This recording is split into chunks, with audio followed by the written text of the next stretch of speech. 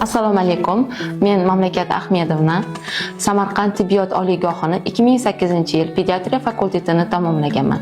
2018-yil Toshkent vrachlar malaka oshirish instituti radiologiya kafedrasini ordinaturasini tamomladim. Birinchi ish faoliyatimni UZI screening bo'yicha boshlaganman.